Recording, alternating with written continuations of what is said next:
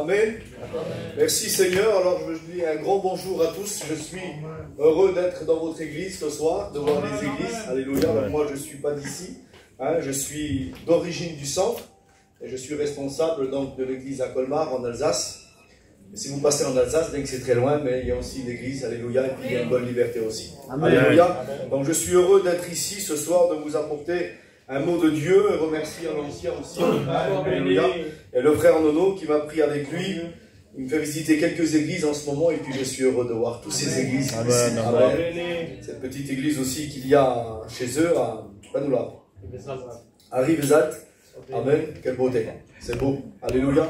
L'œuvre de Dieu, elle grandit, elle ne s'arrête pas. C'est vrai. Même qu'il y a des problèmes, même qu'il y a des difficultés, même qu'il y a des obstacles, on a un Dieu qui va au-delà de tous ces problèmes. Est-ce que vous le croyez ce soir? Amen. Alors vous avez écouté très vite un petit peu les témoignages ce soir. C'est une réunion de prière, comme j'ai écouté l'ancien, et puis Dieu a mis un mot sur mon cœur. Vous savez, on ne veut pas écouter, j'ai l'habitude de dire dans mon église, qu'est-ce que prêcher? C'est quoi prêcher? Prêcher, c'est écouter un homme bien parler, c'est écouter quelqu'un apporter une belle connaissance ou un beau langage. C'est pas ça, prêcher. Prêcher, c'est donner l'adresse aux âmes qui ont besoin de Dieu, l'adresse du ciel. Amen. Alléluia. Et de venir à la solution. La solution, c'est Jésus, il n'y en a pas d'autre. Amen. Amen. Vous avez écouté mon père témoigner, vous avez écouté ma femme témoigner, vous avez écouté ma tante Oula qui a témoigné.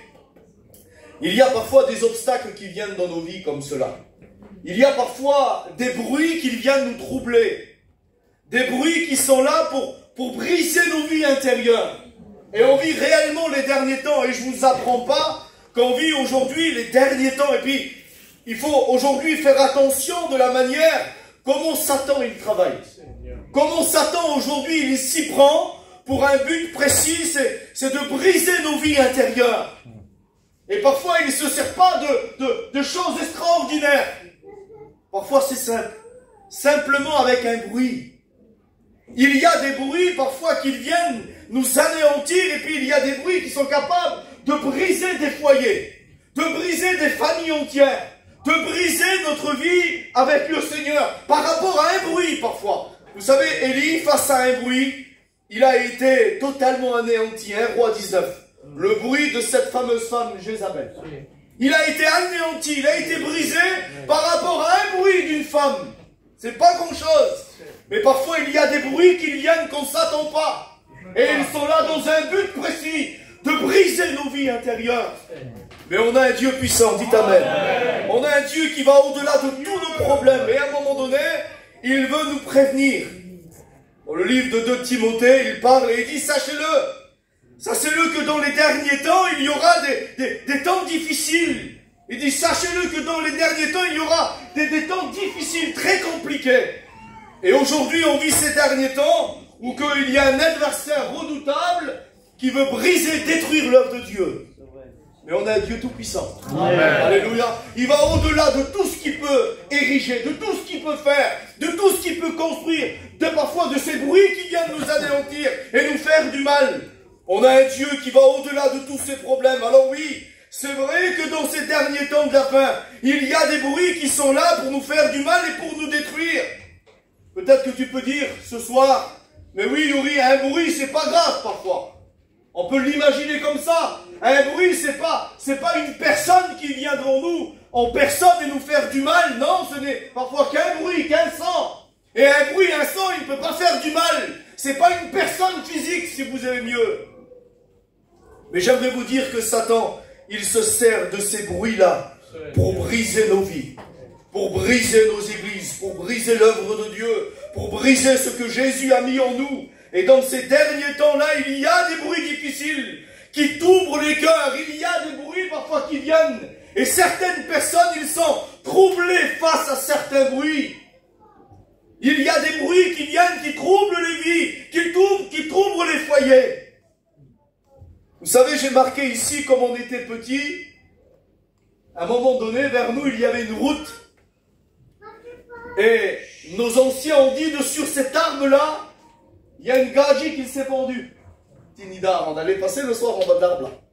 On passait plus, direct que la nuit tombait, on passait pas, c'était fini. On avait une peur et mon oncle était plus loin, toute la famille était là-bas. Il fallait passer là, on était tous ensemble arrêtés.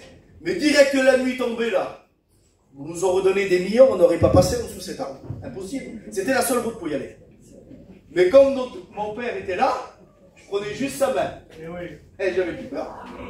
J'avais plus peur parce que mon père était là.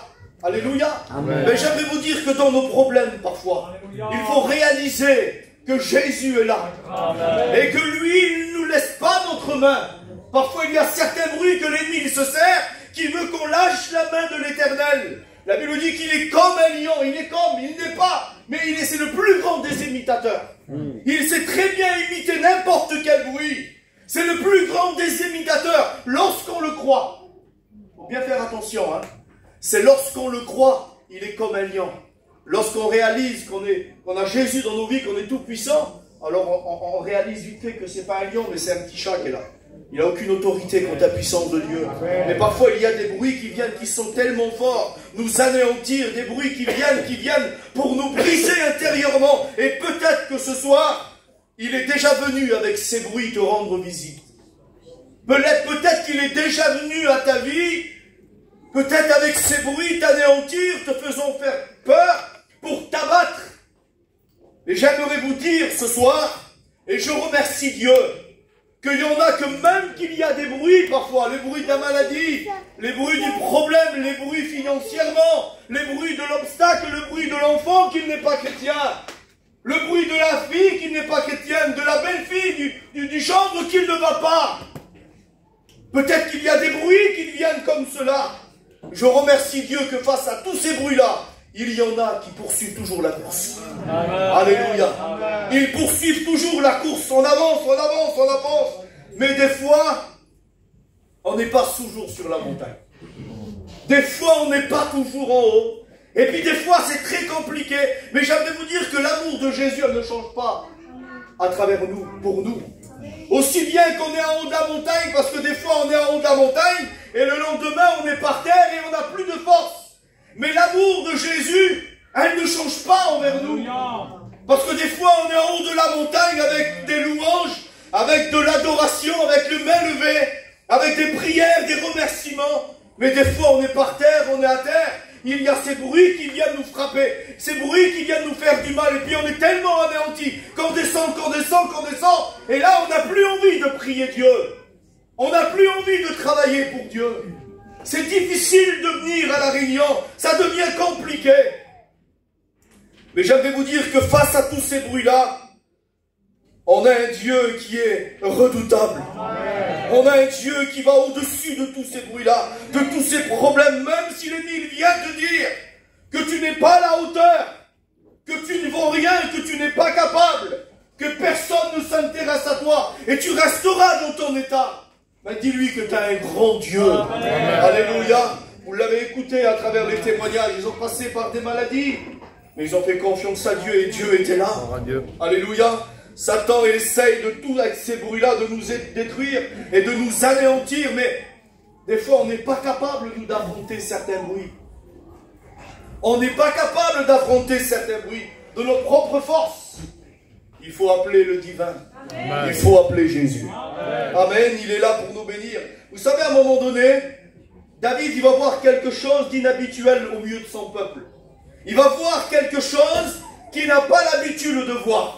David, il connaît son peuple, et puis aujourd'hui, dans notre peuple, comme chez vous, votre famille, vous connaissez très bien s'il y a quelque chose qui ne va pas. Même quand on fait un beau sourire, la personne qu'on connaît bien intimement, même qu'elle fait un bon sourire, on va le voir dans 5, 10, 15 minutes, qu'il y a quelque chose qui ne va pas. Et David, il est dans cette situation-là. Il va voir ses frères sous le combat. Il va voir ses frères qui sont là devant cet adversaire redoutable, Goliath, qui est là. Mais lorsque David il descend vers ses frères, il voit quelque chose qu'il n'a pas l'habitude de voir. Il voit quelque chose qu'il ne connaît pas au milieu de son peuple. Quelque chose qu'il n'a pas l'habitude de voir. Vous savez ce qu'il voit? Il voit la crainte. Il voit la peur. Il voit l'incertitude. Il voit la panique. Il voit le doute qui est en eux. Par rapport à une seule chose. Par rapport à un bruit qu'un certain monsieur Goliath fait retentir dans le peuple. par rapport à un bruit. Israël est dans un état catastrophique. Parce qu'à un moment donné, il y a ce bruit qui retentit, le bruit de Goliath qui est là, qui fait parcourir, et puis vous savez quoi le plus? C'est que ça marche à ce moment-là pour Israël. Ça marche. La Bible dit qu'à ce moment-là donné, Israël, ils sont dans un état même pas terrible. Parce qu'à un moment donné, par rapport à ces bruits-là, Israël, ils étaient comme tétanisés. Ils n'ont pas pu avancer. Ils n'ont rien pu faire. Vous savez pourquoi? Parce qu'ils ont écouté la voix de l'ennemi et ils ont essayé de se comparaître à Goliath. Vous savez ce qu'ils ont fait? Ils ont essayé de chercher un homme qui faisait le poids pour Goliath parmi le peuple. Ils ont écouté ce que l'ennemi a dit. Goliath avait dit, cherchez-moi un homme. Et s'il y a quelqu'un qui est capable de me terrasser, alors notre peuple lui sera en esclavage. Mais si c'est moi qui le gagne, c'est votre peuple qui sera en esclavage. Alors à un moment donné, ce que Israël aurait dû dire, vous savez ce qu'elle aurait dû dire ici à ce moment donné? Ils auraient dû dire ce mot-là, écoute-toi Goliath, toi tu es grand, tu fais 3,50 m de haut, tu es un homme très grand.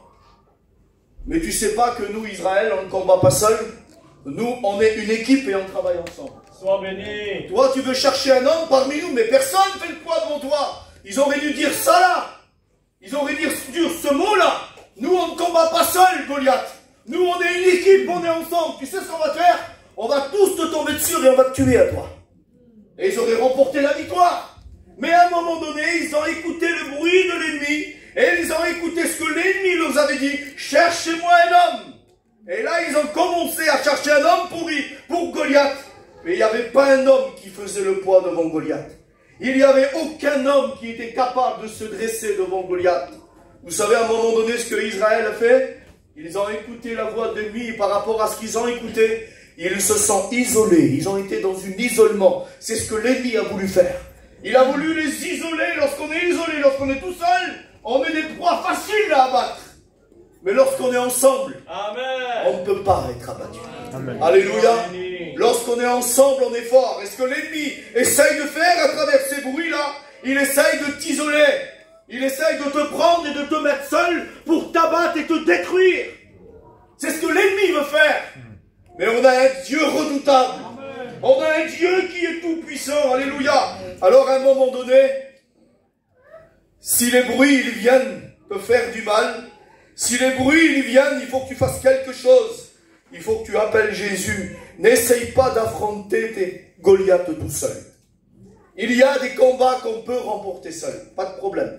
Mais il y a certains combats qu'on ne peut pas. C'est vrai. À un moment donné, Israël était dans cet état-là. Ils ont combattu plein de combats, ils ont plein de victoires. Mais devant ce combat-là, ils ont écouté la voix de l'ennemi, ils étaient foutus. Ils étaient foutus, ils n'ont pas pu. Ils ont essayé de chercher quelqu'un pour Goliath. Mais personne ne faisait le poids devant Goliath. Je vais vous dire que parfois il y a des bruits qui viennent. Que nous, on n'est pas capable et on ne fait pas le poids. Ouais. Tu pourras faire ce que tu veux. Tu ne feras pas le poids. Il faut que tu fasses confiance à Jésus. Amen. Il faut que tu appelles Jésus. David dit, moi j'irai le combattre. Toi tu viens avec l'épée, la lance et le javelot, c'est bien beau. Mais moi je viens au nom de l'Éternel. Et c'est ce qui fait toute la différence.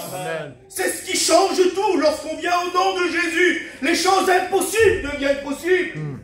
Là où il y a la maladie, c'est la guérison. Là où il y a des chaînes, là où il y a des liens, c'est rendu libre au nom de Jésus. Là où il y a des familles désunies, Jésus est capable de remettre de l'amour ensemble. Amen. Ça se fait seulement dans le nom de Jésus. Alors il faut que tu fasses attention. Vous savez, à un moment donné, ces bruits-là, ça marche sur Israël, pas de problème. Israël est dans un état de honte publiquement. Ils sont abattus. Ça marche sur Israël, ce bruit-là, que Goliath fait retentir. Et vous savez quoi? Ça ne marche pas sur David. Ça ne marche pas sur lui.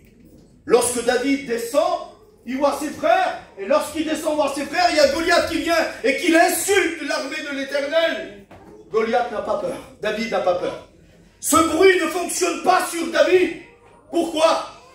Parce que David, il est près de Jésus.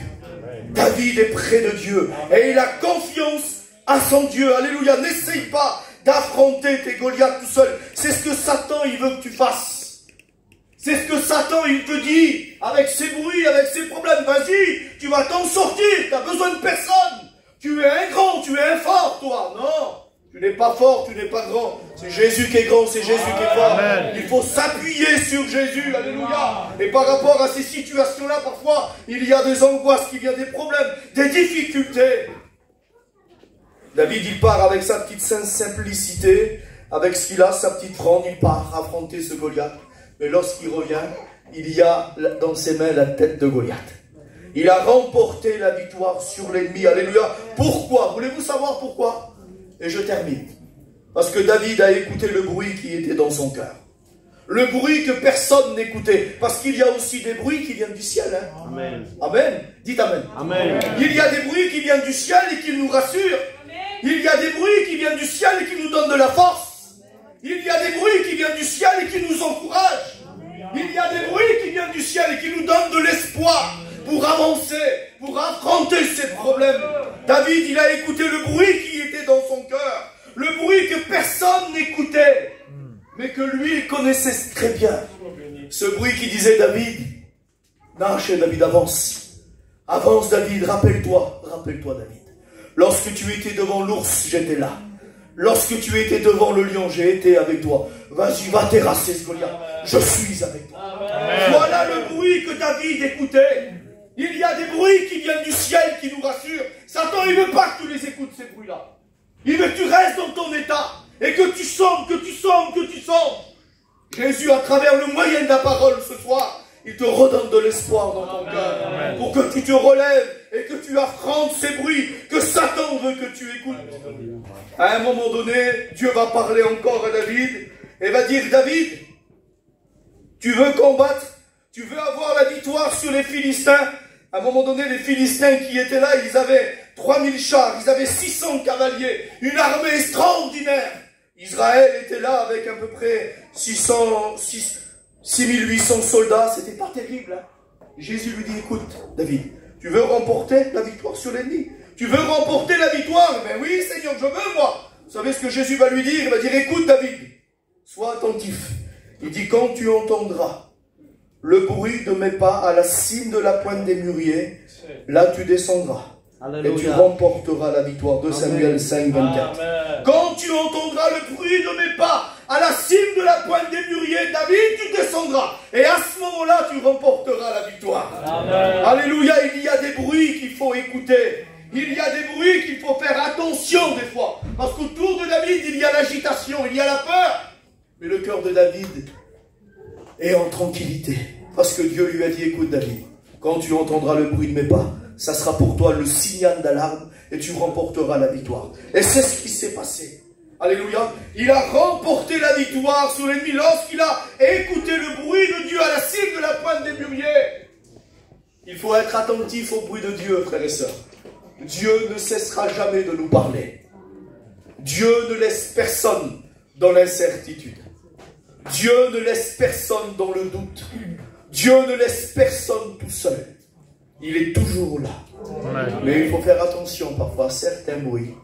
Il faut écouter le bruit de Dieu. Amen. Amen. Et c'est ce qu'il faut que tu écoutes ce soir. La Bible dit que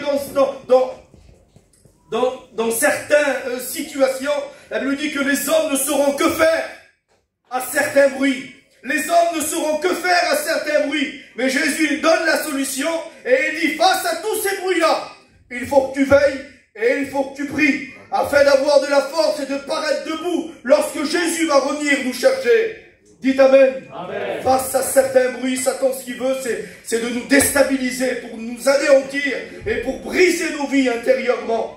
Mais j'aimerais vous dire ce soir, il faut être attentif au bruit de Dieu. Amen. Au bruit du berger. Alléluia. Alléluia. C'est la victoire pour nous qui est assurée. Alléluia. Alors peut-être que tu te dis ce soir, tu te dis ces mots.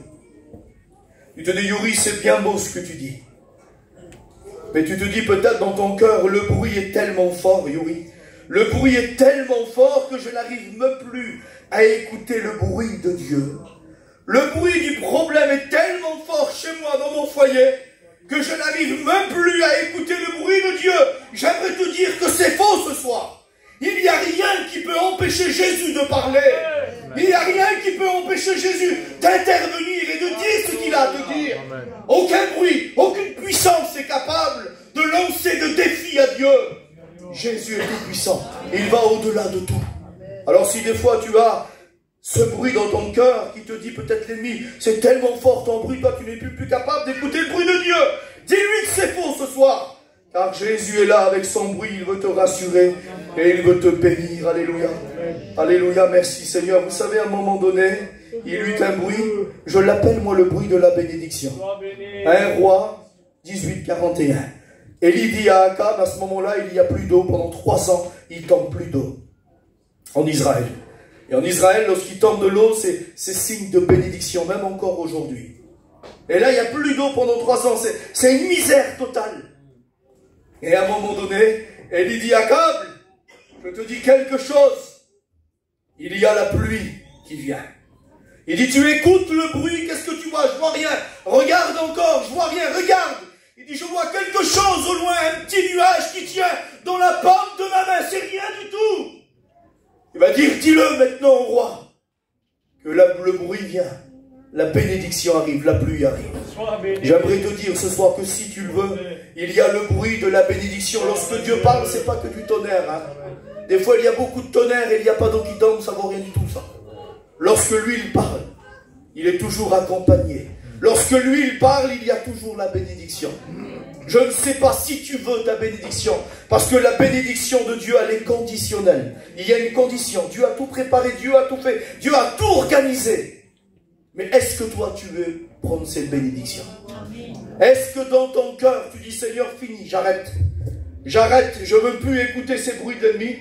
Je ne veux plus écouter ce bruit qui vient me hanter, me détruire. C'est fini, ce soir, ce que je veux, c'est la pluie de la bénédiction dans ma vie. C'est la pluie de la bénédiction dans ma maison. J'en ai trop besoin, Seigneur. Il y a trop longtemps que ces bruits viennent me hanter. Et pour moi, c'est terminé. J'aimerais te dire, ce qui est impossible à l'homme est possible à Dieu ce soir. Alléluia. Alors on va prier le Seigneur. Vous l'avez compris.